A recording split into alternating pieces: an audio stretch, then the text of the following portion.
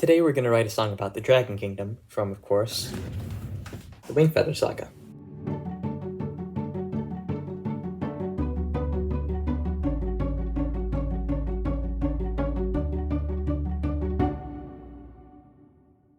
Now, we already have The Legend of the Sunken Mountains. It's a beautiful song written by Andrew Peterson, of course. But I was reading the lyrics, and this line stuck out to me. His dragon kingdom moldered, his dragon Scion slain. Why, Scion is an objectively great word to use, proven using objective evidence. And why you're objectively and evidently a fool for not using it. 1. Scion is an archaic word that actually sounds archaic, so it's good for archaic songs. It sounds mysterious, and I like it. 2. Scion is a 2-syllable substitute for the word sun, making it flexible, and I like it. 3. Scion is cool, and I like it, and it's just really, really useful for songs. Did I say that one already? 4. Andrew Peterson used the word Scion, so I'm also going to use the word Scion. Case closed, now on to verse 1. So I sat down and brainstormed a cool opening line. Just something to start with to set the stage for this song. Okay, here's what I got so far. Dragon Scion slain, kingdom fell to ruin. I like it. Alright, the next step is to take this to the piano and start pumping out some music for it. Here we go. So, because this is a song about Jürgen, I think we should borrow some creative elements from Jürgen's tune, and hopefully by the end, it'll sound like Wingfeather music. That's my goal. Montage.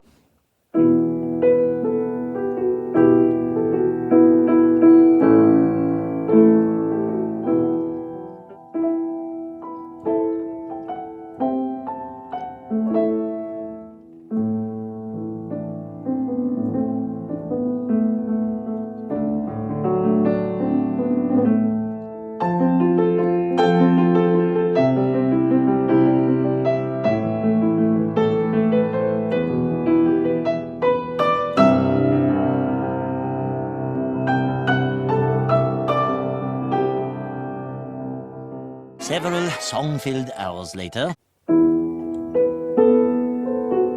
Ooh. I like that. It needs some work. Of course. But yeah, I like what I hear. I'll mess around with that. Dragon Scion slain. I realized at this point it sounded too fast and too close to Jürgen's tune, but then I had an idea. What if instead I play it in 4/4, just all uniform beats, just...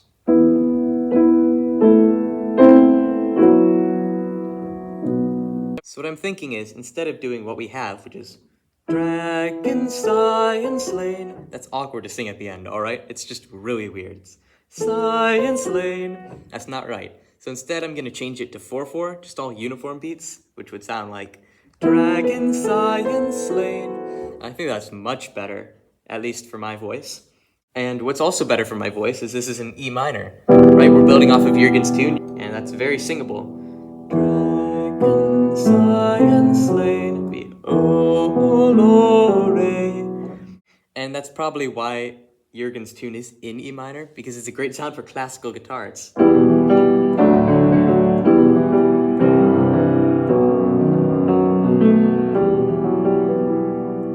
And I don't know how to play classical guitar, so that was my demonstration of sort of what it would sound like, but it's in that range, and it's really good. So yay, Arcadian Wild, you did your homework. Good job, guys. Then I gave the same treatment to the second line. So the next line in Jürgen's tune would be dark in the deep, right? Dark in the deep. So for this song, the line is kingdom fell to ruin. So it would be kingdom fell to ruin. Alright, sure. Would it be major? I like that. Kingdom fell to ruin. Dragon Scion slain. Kingdom fell to ruin. That sounds really good, I think. Yeah, I'm gonna stick with that. So music theory-wise, this would be kingdom fell to ruin. That's the major 7th of the E minor, but I'm not going to use this. Instead, I'm going to use the 5th to lead right back in. So That'll be 1, 2, 3, 4, 5. I'm gonna use that chord, the 5th. Kingdom fell to ruin. And that'll lead really nicely back into whatever the next verse will be, which will start again on E minor, which is our 1 chord. This is minor 1. And then I was also using C major, so that's our 6th. Kingdom fell to ruin. This is B major, which is our 5. Right back into the minor 1, which is E minor. Alright, enough of that. Let's go back to the lyrics. Okay, the first verse is going to act as a setting, so we know what the song is about. Now, I was thinking about why the kingdom had fell to ruin, and we know it's because Jürgen ordered the search for the making stones. And where are the making stones? In the Fane of Fire. And what rhymes with slain? You see where I'm going with this? Alright, now we have Dragon Scion slain, kingdom fell to ruin, fire from the fane on the crumbling kingdom reigns. Of course, that last part about the fire raining is not literal, it's just a picture or a symbol of the destruction as a price for the stones. And we see this A-B-A-A rhyme scheme start to develop. Keep in mind, this is definitely subject to change, because I'm very inconsistent. Now, I have some good ideas for the second verse, and I kind of want to keep writing, but I have to go get the music set for this, or it's absolutely going to spawn nightmarish syllable problems. So, let's go.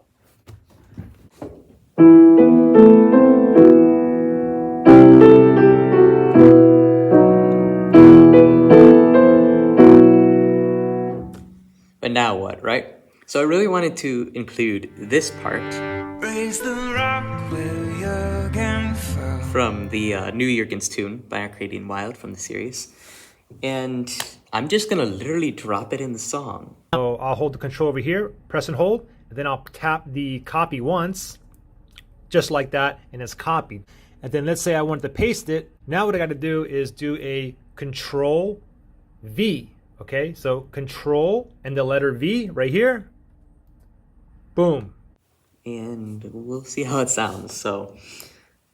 Scion slain, kingdom fell to ruin, fire from the fane, and there'll be on the crumbling kingdom reigns. Plagiarism is great.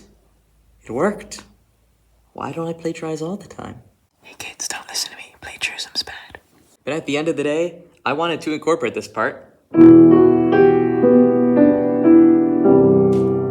And by some subconscious wizardry, it actually works. It fits the syllable count. You're a Harry wizard. Sorry, I just needed to make a Harry Potter reference this one time.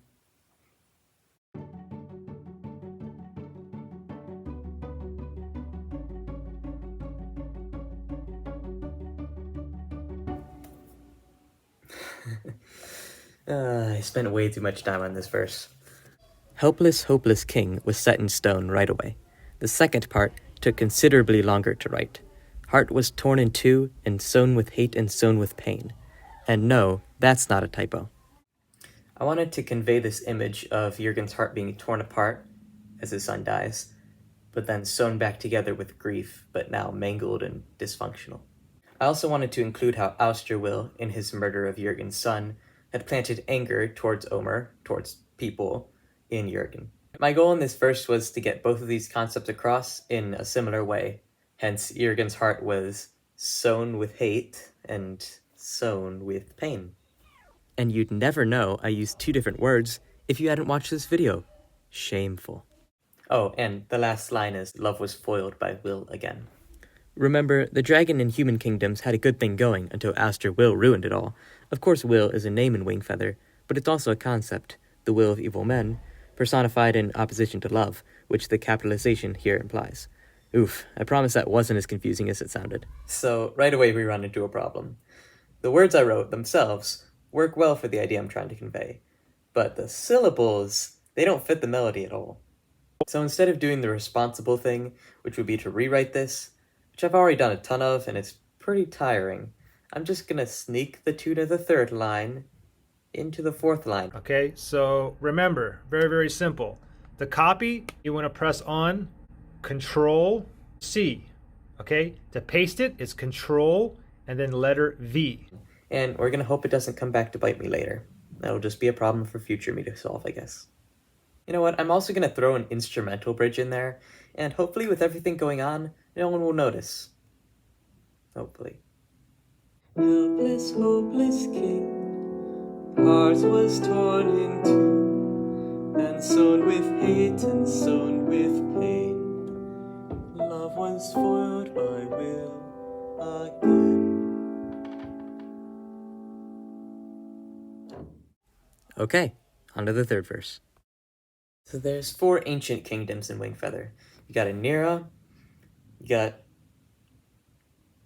Anira, Anyara, the Dragon Kingdom, and Eulambria. Now technically there's 3, because Anyara is just ancient Anira, also known as the First Kingdom, and there may even be 2, because it's heavily implied that Eulambria is just where Dwayne and Gladys ruled over Anyara, and I doubt they'd make the commute from another city to the Fane of Fire, rather than just build their city on top of the Fane of Fire. But then, arguably, there's just one kingdom, because the dragons and the ancient Anirans live together in like a symbiosis sort of thing. So I guess my song's just gonna have to be really redundant. But I digress. I want to use Peterson's language as often as possible because it will be extra memorable.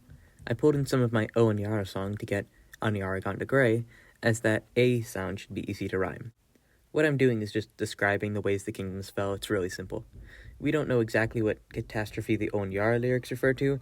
I want to say it's Ouster Will's treachery, but that seems like a stretch to me. By the way, I should probably record a good lyrical version of Onyara, but anytime that happens is going to be a long way off. So if you want that, let me know. Who am I kidding? Of course people want it. And the Dragon Kingdom is also known as the Sunken Mountains, so this one should be easy. The Dragon Kingdom's sunken. Eulambria we don't know much about, but we do know the First Kingdom kind of fell by Ouster Will and faded into legend, so Eulambria did fade. Sure. And let's put that first, because it's the oldest name. The dragons are pretty old too, their line can go second. Anyara is older than Anira, so that's third. Now we need a line for Anira. Anira fell quite recently, by the hand of Nag the Nameless, and he pretty much burned the whole place down to try to dig a hole. This mad lad was digging a hole with fire for 7 years.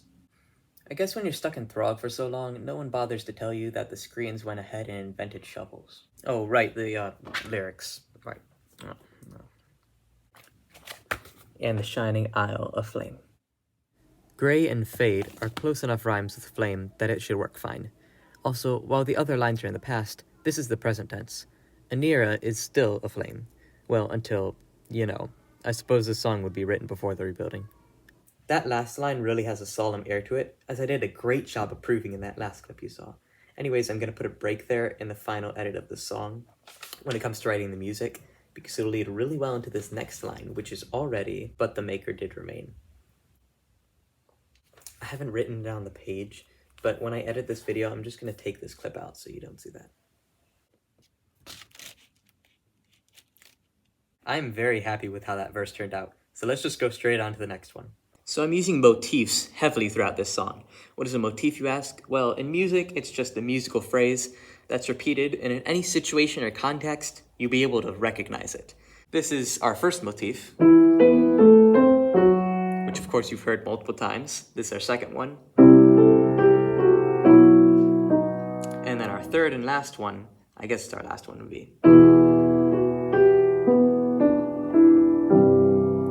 Right? And I sort of mix and match these throughout the song with my obviously botched together syllable structure. I'm by no means the king of consistency. Just look at my upload schedule, but I digress. I'm gonna play through this whole song and improvise at the end using some of those motifs. And if you don't want to watch that, you can skip to this time right here, and I'll see you there. Anyways, I'm gonna get started now.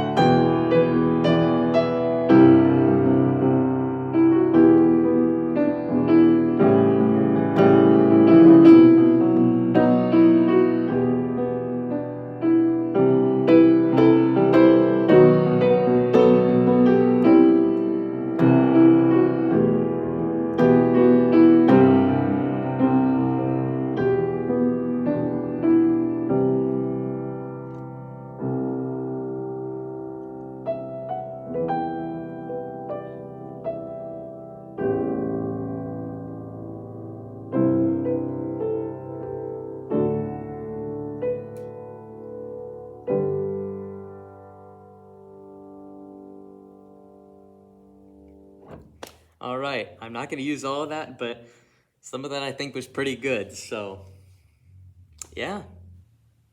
Alright, I'll be honest. This verse is for those fans who think Aerwiar is deist. Yeah, I've seen a few people arguing that the religion in Aerwiar is based on deism, and this is simply not true for 3 reasons. First of all, we see the High King talk to the Maker. Second, the Igabee's miraculous speed in crossing the Dark Sea is said to be the Maker's hand. And third, any prayer of the Aerwiaricans, any prayer of the Airwees is an obvious sign of belief that the Maker can hear them and act. Aerwiar is not deist. Oh, and here's the lyrics.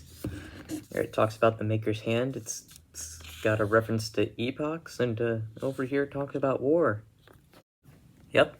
But Aerwiar, guys, what about that rhyme pattern you had going on? I'm inconsistent, okay? I ended up writing the lyrics for verse 5 in the last session as well, so let's just unpack that now. And the dragon, son of will. So, again, I'm going for this double meaning that only the sharpest eyes can catch. Oh, and those 2 people still watching the video. I see you too.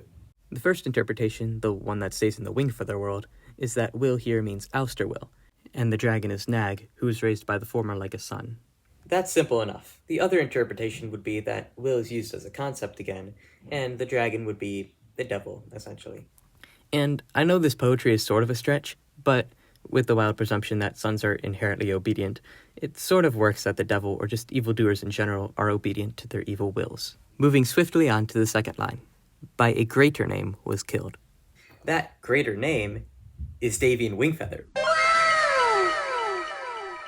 Or to a greater extent, Christ. Anyway, names are a big part of Wingfeather, and I couldn't resist combining that with yet another double-meaning reference to Christ. Yeah, I wish I had a different word to replace killed, as it sounds kind of boring, but I wanted to keep the rhyme scheme. What was that? Oh, no, not the original rhyme scheme. That would be ridiculous.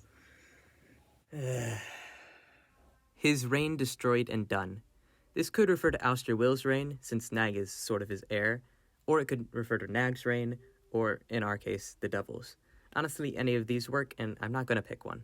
And we wrap up the verse with, the dragon Scion slain. It's so perfect. Oh, slain here rhymes with rain. Yeah, I changed the rhyme scheme again. Or should I say, again? That was such a stupid joke. Several bad puns later.